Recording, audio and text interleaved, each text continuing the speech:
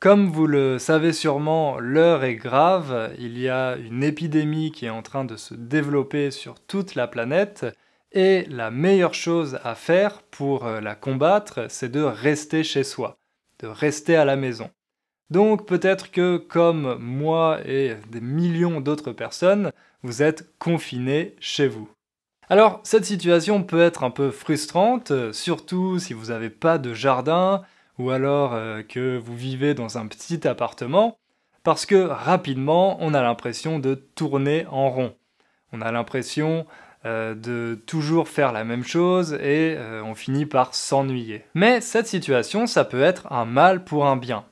Un mal pour un bien, c'est une expression française pour dire que quelque chose de négatif peut avoir des côtés positifs. Si je dis que c'est un mal pour un bien, c'est parce que vous pouvez utiliser ce temps, cette période de confinement, pour faire toutes les choses que vous n'avez jamais le temps de faire d'habitude. Justement, une des choses que vous pouvez faire pendant cette période de confinement, c'est d'améliorer votre français. Peut-être que vous apprenez le français à l'université, ou alors dans une école de langue, mais malheureusement, en ce moment, ces écoles sont fermées.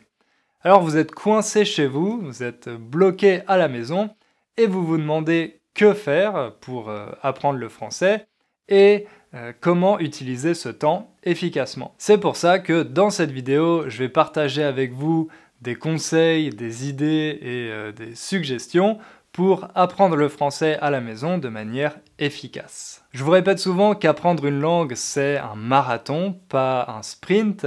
C'est quelque chose qui demande des efforts continus sur une longue période de temps. Ça prend souvent des années d'apprendre une langue.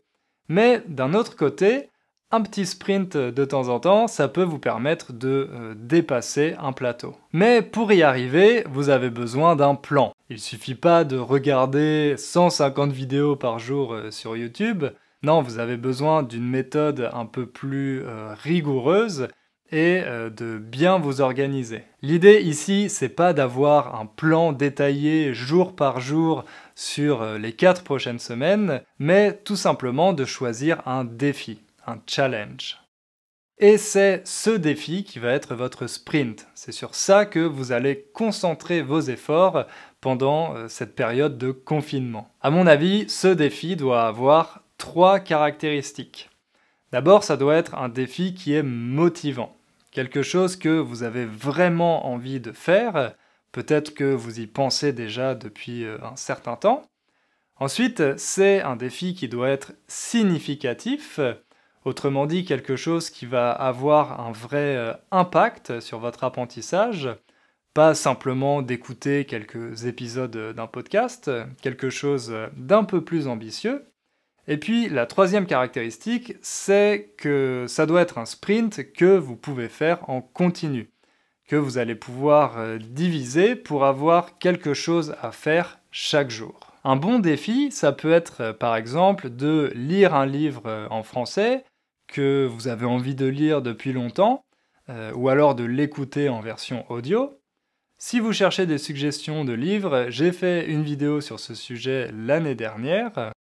Pour les livres audio, l'entreprise Audible offre une sélection en accès gratuit sur son site pendant cette période de quarantaine. Je suis pas sponsorisé par Audible, mais je trouve que c'est une belle initiative, donc je voulais la partager avec vous.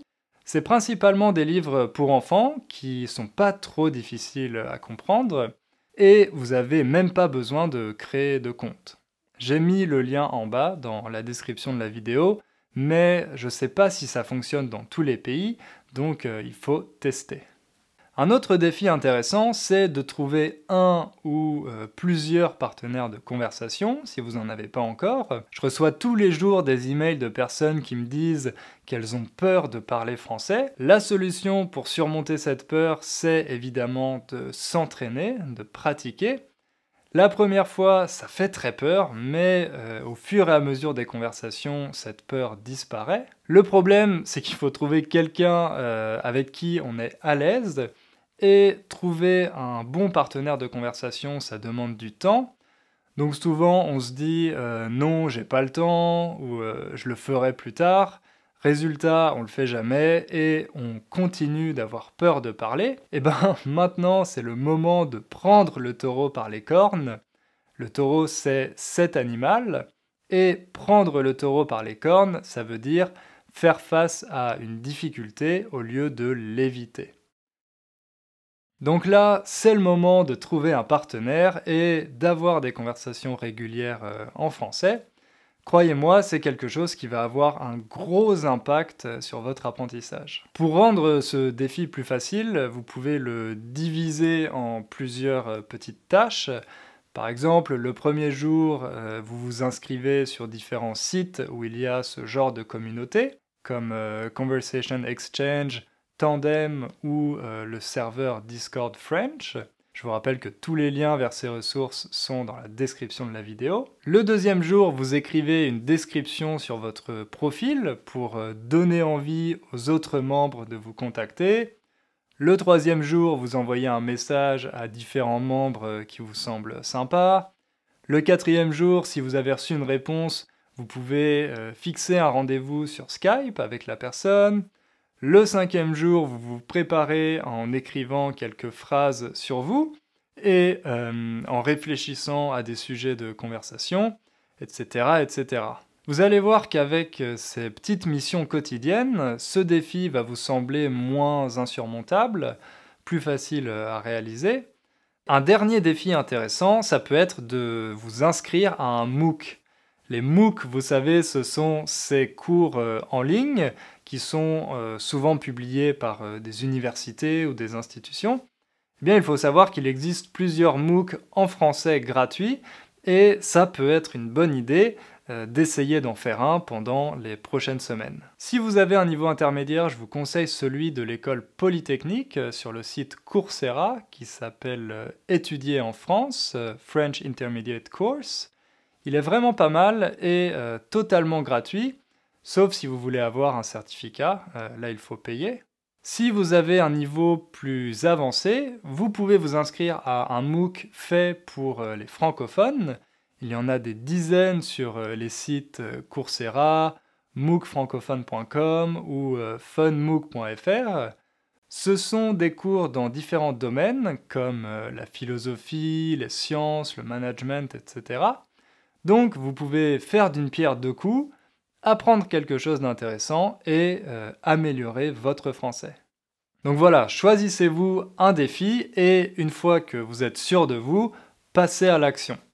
Et d'ailleurs, je vous invite à écrire ce défi dans les commentaires de cette vidéo, comme ça va peut-être inspirer d'autres personnes et ça va vous motiver parce que vous allez vous engager publiquement à le faire. Ok, maintenant que vous avez choisi votre défi, il va falloir vous organiser. Je vous conseille de choisir un moment dans la journée que vous allez consacrer à ce défi. Faites en sorte que ce soit toujours le même moment, parce que sinon ça va être facile de procrastiner ou de ne pas le faire certains jours. Par exemple, moi j'ai pris l'habitude de méditer et je le fais toujours le matin. Et je sais que si je le fais pas le matin, je vais pas le faire du tout dans la journée. Donc je vous conseille la même chose, choisissez un moment de la journée que vous allez consacrer à votre défi. Et une bonne astuce pour ne pas perdre de temps avec ça, c'est d'écrire votre tâche la veille, le jour d'avant. Comme ça, quand vous commencez, vous êtes sûr de ne pas perdre de temps parce que vous savez exactement ce que vous avez à faire. Voilà, maintenant que vous êtes bien préparé, vous pouvez passer à l'action. Et pour commencer, dites-vous que c'est un moment que vous prenez pour vous. Vous n'avez pas besoin de penser à autre chose pendant ce temps-là. Toutes vos tâches, toutes les choses que vous avez à faire pour le travail, etc., ça peut attendre. Toutes ces choses seront encore là une fois que vous aurez terminé votre moment de français. Donc essayez de couper toutes les distractions. Si vous vivez avec des gens, votre famille ou des colocataires, dites-leur de ne pas vous déranger pendant cette période, mettez votre téléphone en silencieux et si possible laissez-le dans une autre pièce. Bref, faites vraiment le maximum pour rester concentré sur votre tâche et ne pas avoir de distraction dans votre environnement. Et le dernier conseil que je vous répète toujours, c'est de prendre du plaisir.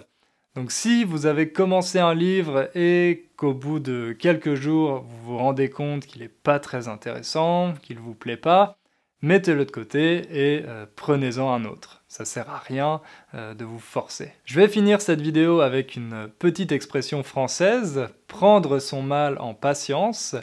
Prendre son mal en patience, vous l'avez compris, ça veut dire accepter la situation sans s'énerver, même si c'est une situation négative, et être patient. Je sais que le temps peut paraître long quand on est confiné et qu'on a l'impression d'attendre, on est impatient que ce confinement se termine, mais si vous changez un peu votre attitude et que vous vous dites que vous pouvez utiliser ce temps pour faire quelque chose de productif, pour vous développer, vous allez voir que ça va passer beaucoup plus vite. Bref, avant de finir, je vous rappelle d'écrire votre défi dans les commentaires pour vous motiver et motiver les autres, et on se retrouve bientôt pour une nouvelle vidéo.